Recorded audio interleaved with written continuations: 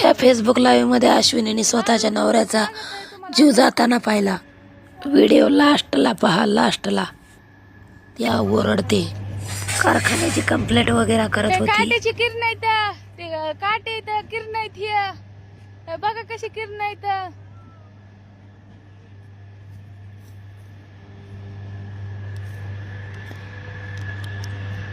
पाचट गाडीला नसले तरी 500 रुपये दंड.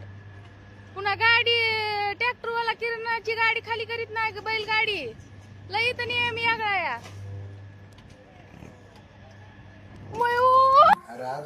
बघा तिने शेवटला कसा आवाज काढला.